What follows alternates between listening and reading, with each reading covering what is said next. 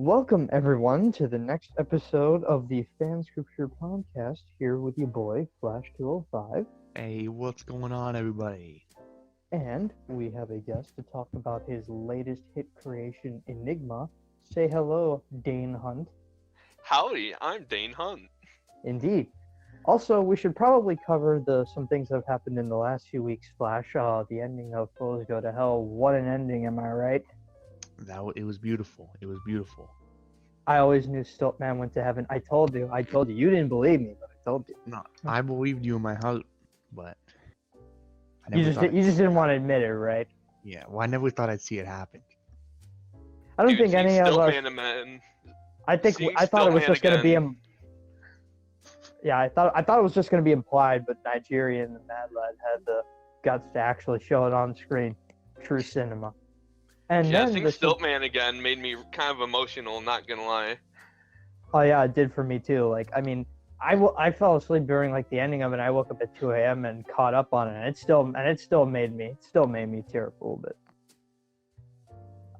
And then we had the surprise announcement for Inferior Foes made by Mac and Hydra Looney. What a surprise, but it certainly has turned out to be a pretty decent comedy so far. It's still different from the others, but it definitely has the same roots as the Foes series, so I'm definitely interested to see where they take that. Yeah, I was really surprised that I didn't know it was happening until Chucky was like, "Hey, do you want to do this? You want to reprise your role as Combo Man?" And I'm like, you know what? I might as well. I honestly thought he would have told you about that stuff before. I didn't know it was happening either. They didn't tell any of the cast, so it was a surprise for all of us. But it's definitely interesting, and I'm glad to be in it again. It's got some newcomers on it as well as some classic people. So yeah, we'll see how that goes. Also, Fantastic Four Doomsday obviously wrapped up like 2 months ago now, and I forgot to mention it on the last episode. So that's my bad, but I just felt I needed to say that. All right, Radd, so tell us, what did you think about the reception to the first episode of Enigma? Personally, I thought it was pretty good. I liked where you went with it. I thought it was really fresh and unique. Well, thank you. Honestly, I was kind of surprised because, I was hoping that people would like it, but people seem to like it more than like it. I mean, there's always going to be the few people who will watch anything no matter what, the dedicated people. I like to consider myself one of those. I don't know, but I thought yours was pretty good, especially the visual storytelling was a surprise to me because I think that some people prefer to do more verbal storytelling, but I think you did a good job showing, not telling when you could. And that's something I really appreciate because that's probably one of the... I usually prefer to do that when I can. Mm-hmm.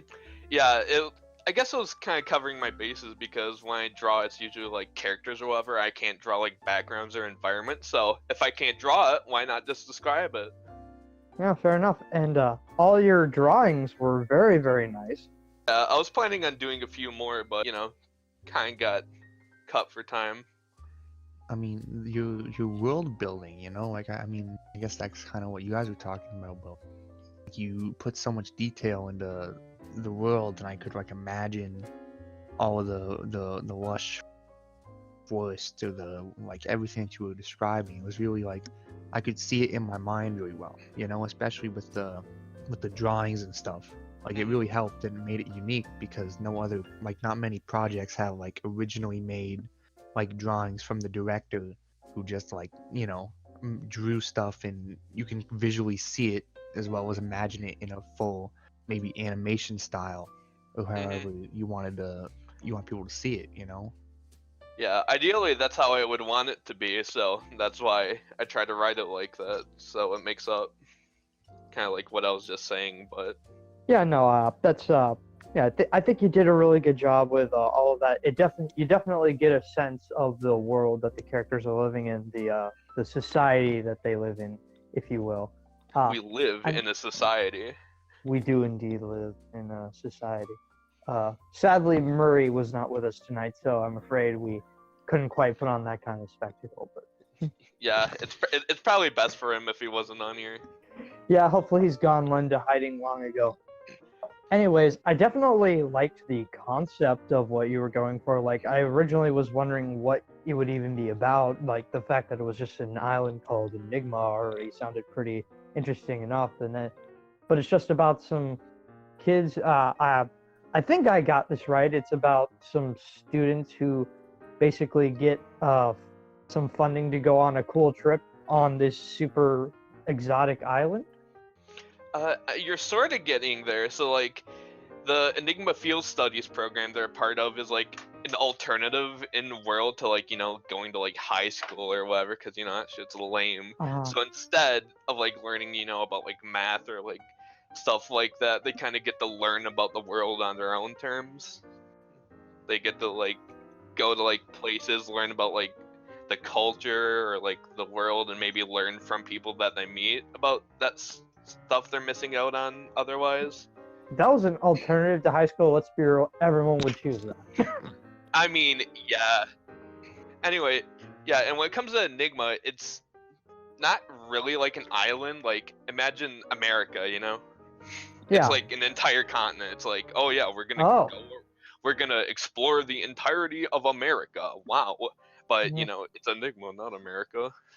Is there like an extra continent somewhere in like the ocean in addition to like the world that already exists, or is it like a completely different continental makeup? Oh, it's like a completely different planet. Like, Oh. I'm not sure like when it would say, but technically like the planet itself is called Atlas, not Earth, for example. Oh.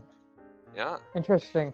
It'll probably not go too far away from Enigma because it's called Enigma. It's not called Atlas. Mm-hmm. But something I liked about it was that you didn't you didn't force feed everything. You kind of just put us into this world that was more like fantasy. Like, we don't know a lot about it, right? Mm-hmm. Yeah, I really wanted it to be like a situation where you're learning about the world almost at the same time as they are. I mean, obviously. Yeah, like, I really like that about it. It feels like almost like a choose your own adventure game, but in the form of a project, because you're seeing everything exactly as they. Yeah, it's kind of a interesting thing to write with because like the audience doesn't know what the hell is going on, but like Snailix and Ledius, for example, they do. Like, they've been in that forest like plenty of times before, but clearly they haven't been through the entire thing because they found that weird stone thing and found a bunch of dogs trying to eat them. And it's like there's so much we don't know about the world, like we didn't even know the main character had powers or anything until they were being cornered by the dogs and stuff. Like, what else don't we know? Like, that's kind of what questions it brings up, and you can imagine what else is going on in this world that you never even mentioned, but it sparks imagination, and I think that's something really cool about it.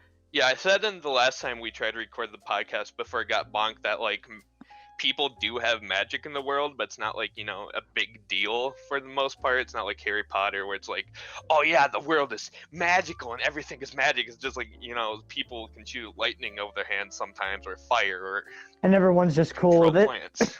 Like, it's just normal. Yeah, I love that idea, to be honest. Like, the idea that nobody even bats an eye at that kind of thing. I really liked the design for the characters too, like specifically, like not just the way you drew like the planes and everything, but I liked the way you drew the characters. I think Corona specifically was one of the most unique designs I've ever seen. Shout out to Corona Not Laugh. Pretty great emote. Corona Not Laugh. I'm personally a fan of Ledius Look myself. Yes, I love that one because Ledius is just staring right into your soul and there's just no emotion. I can't tell what he's thinking. Yeah. Fun fact, I drew that like right on the spot. That's why there was kind of like a delay there. Oh, okay. Really? Yeah, that's pretty interesting. Wait, while you were directing, or while you were like making writing it? Wow. Yeah, like while it was airing, I was like, oh yeah, I want to draw that because it'd be funny, and so I did. I mean, I could never draw something like that, especially not in that short amount of time. Like, that's pretty good. Yeah, I suck at drawing and writing in general, so I really admire your talent with that. I've been drawing about as long as Enigma existed, which was since 2012, so I have. Have you ever has the idea changed much since you originally conceptualized it? Oh, it sure as hell has. Yeah, I understand, because I mean, until recently, I haven't been playing around with many like until recently, I hadn't thought of an idea to do like something original or not based on other properties, but like even so, and I'm not even sure if I'll ever like make it a real thing. I find that I'm never completely entirely satisfied with the idea of it. Like I always find something that isn't quite right or has been done better before or is not doesn't make a ton of sense, and I sort of have to change it. It's a bit Mhm. frustrating because you never really know if you're ever going to find what you want, but you sort of have to believe that eventually you're going to get. Yeah, I think the current interpretation of Enigma started existing in like 2015, 2016. Like back in 2012, Legius had red eyes and he was completely bald, and he was also a stick figure. Why am I just thinking of like I don't even know how to describe it, but like that there's that one meme of like the stick figure bald guy with like the stubble and the red eyes, and I have no Oh, idea if you even know oh, what I'm talking about, I but know like that's what exactly I'm what you're talking about. Yeah. that's what I'm picturing right now.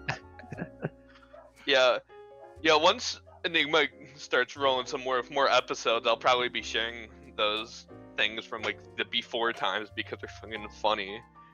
But how much did the like original premise, like has the premise itself of like the story changed a lot since then, or has it I, been I mean, similar? I mean, when I first made it, it wasn't even like a story. It's just I had characters and they lived in the world that had like pink grass and candy cane trees and mushroom trees and wow, ooh. And then there Mhm. was like, ooh, there's an edgy verse because not like edgy verse, but like half of it was like edgy and it looked like hell because it's 2012. We gotta be edgy. We gotta listen to Nightcore. We gotta, you know. Okay, but you dissing on Nightcore edits? The only thing better than that is the only thing better than that is a good lo-fi beats to study to. Unironically though, Nightcore still kind of slaps. I totally agree. Nightcore is pretty epic though. If you get like the right one. What do you think is where do you see this where do you see it going? The course of the story. Like what's your goal with where you want it to end up? I know you've probably written I assume that have you actually written out much of the rest of the story? I mean, not really. It's all in my head, but I can say that the next episode they're gonna be going to explore the actual city that you saw it right at the beginning, which will probably be visited plenty of times. It'll be like a main setting, but for now, obviously, they're going to be exploring more of the world around them. Nice. I like the idea of that. It's like Journey to the Mysterious Island. It's just that that island is a lot bigger than an island. Will Ledius do the peck pop of love by any chance so we can get Ledius pecks? Perhaps. A lot of people have been asking for Corona Pecs, and I don't know why. Because Who? people want a Cronus Pex version of every single emote we have. It's just how that works. Yeah, As soon yeah, as that's fair. Bouncing Boy got his own custom version of it, every single DC character had to have it, and it's probably gonna start affecting other server All emotes right, soon. but Bouncing Boy deserved them pecs. Okay, yes, he did. He totally did. And honestly, Owl Pex is pretty nice too, if I'm being honest. That's beautiful. Alpex is beautiful. Yep. He's just like he doesn't even look like he's reacting to suddenly being buff. He's just vibing. That's just how he is. He didn't It's just- transform into being buff. He is buff. He always was. He just didn't show it. Yeah, he's always wearing a suit. What do you think he's hiding under there? His buff ass pecs. He'll knock you out with a dinner plate if you're not careful. Yeah, anyways, the reception for Enigma was a lot better than I anticipated, which kind of, motivates me to actually, like, get to writing more of it.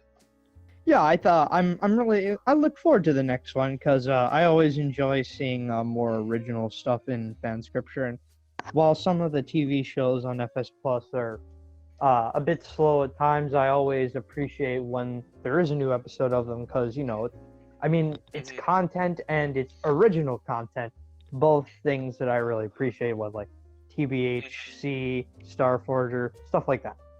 Enigma will probably be kind of slow too, because one of the main reasons I decided to actually like make it a project or something is because I have trouble writing. I totally am on board with your idea to tell the main story through mostly drawings and descriptions of them. Yeah. I mean, it won't be like that all the time, but just when you need it, you're gonna drop it. There's definitely gonna be plenty of episodes down the line that are like highly more characters focused and whatnot. I totally like that idea because what I do best is probably character drama. So I like things that focus on characters sometimes, even if I do like big epic actiony stuff. And if you have trouble writing, I mean, it doesn't really come off through the episode. I mean, I thought it was like great writing. Well, Yeah, thank like you. honestly, it was like, and I don't think like it's a lightning in a bottle thing for you either, because I mean, like you've done a lot of great like roles up until this point now, so I'd say you've more than proven yourself to be talented in that regard. I think the next episode will be even better. Yeah, probably.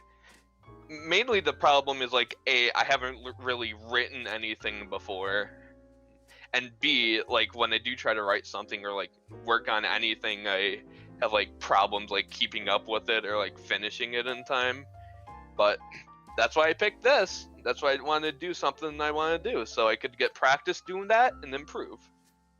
Yeah, no, I totally get that, and everyone has to get some learning experience with their first projects. Some people here, like me, definitely got some interesting experience from our first projects, but the second project is always a leap forward because you learn from it in one way or another, but you didn't have any of those problems. It's like, I think I could tell that you had been observing what everyone else was doing for a while, and you just sort of, you structured it in the way that a lot of FS shows have been structured before, but in a way that works for what you're going for specifically. Yeah, I'd say like not like inspiration, like plot wise, but just like how to like actually work on it. I've been taking plenty of inspiration from how Spire does Starforger, for example. That's some pretty good inspiration. Yeah, and I mean I can go to him for a lot of things. He probably knows about as much of Enigma as I do, because I've been friends with him for a while. He was there back in the time when Enigma had an RP. So he's seen plenty of the events. I talk to him, ask him what He's he a great thinks guy. about You this or can that. you can go to him for just about anything. I've gone to help for him for a lot of stuff that I've done. So any help from him is always a good thing. Yeah. So I have to give plenty of thanks for him for helping out. So Good. He is he's a good man. Good man. Good man. So I was going to mention interesting soundtrack choice, definitely unconventional, but you know what? It definitely worked for what you were going for in a way that I didn't quite imagine when you first posted some of the songs, and I'm like, this actually kind of slaps, though. Yeah. I'm definitely not taking this as like a criticism. I'm just wondering what you mean by. Oh no, I wasn't criticism. I mean, Yeah, I know. I'm it's, just saying. meaning what that the you're saying music with that. doesn't come. Meaning that a lot of other FS projects will take sound, like say if it's like a comic book movie, it will take music from soundtracks of other comic book movies that are similar in style and feel. For example, Fantastic Four takes a lot from, say, Doctor Strange, but yours is mostly from original or licensed music, and that's pretty unique in the grand scope of things. Even though a lot of other projects do have licensed music, it's just generally not nearly as much as orchestral music. Yeah, I guess I could credit that to the fact that I've honestly haven't seen many movies or TV shows, so I don't really have much of that to base off of it. I just know the music I know. And that works out because I wanted the soundtrack to be like kind of like 90s to like early 2000s, that sort of like techno-ish. It's not like techno, but you know what I mean. Some like drum and bass, but then in the more like outdoorsy, like non-advanced technological areas like the wild or the forest in the first episode, I kind of go for more like relaxing, atmospheric, like bossa nova or whatnot. So you'll definitely be seeing like the soundtrack kind of shift depending on where the characters are, or there'll be other times where the songs are more specific to the actual characters and less of where they are. I'm really proud of the soundtrack I picked out for it too. Yeah, it totally fit the theme of what you were going for. It all felt very sort of a mix between sci-fi stuff and more fantasy-driven music. Yeah, I have an entire reservoir of music I kind of have in mind for it. Doesn't mean all of it will go in, but right now in the playlist I have like 233 songs, so I think it's gonna last me for a bit. Honestly, you using a lot of that stuff and making it work is honestly, it's honestly making me a little more confident that someday when I learn to edit video, I can just make a big fancy intro out of one of those JoJo openings and not have it just be cringe. Yeah. Yeah, not gonna lie, the JoJo openings are pretty fire, so... They slap, they really do slap, especially part 2, Bloody Stream. Most of us will have no idea what we're talking about, but for those who do, you the real OGs. It's a JoJo reference, laugh! Laugh at your Laugh at statement! Oh, that's a good Bro, one. was that a motherfucking JoJo reference? Anyways, yeah, that kind of reminds me, there's gonna be some songs I got from animes I've seen. Not like I'm an anime fan, I just like, animated cartoon things, and they technically count. Oh, most anime does have pretty good music. Like they go all out with that stuff. So Yeah. I gotta hand it to them. Yeah. I'd personally have to say my favorite soundtracks are from like Kill la Kill or Panty and Stocking. I don't know, their songs just slap. What is that, a band? No, those are like 2 animes. Oh, okay. Yeah. Well, that sounds pretty cool. Anything else in particular that you want to say about Enigma?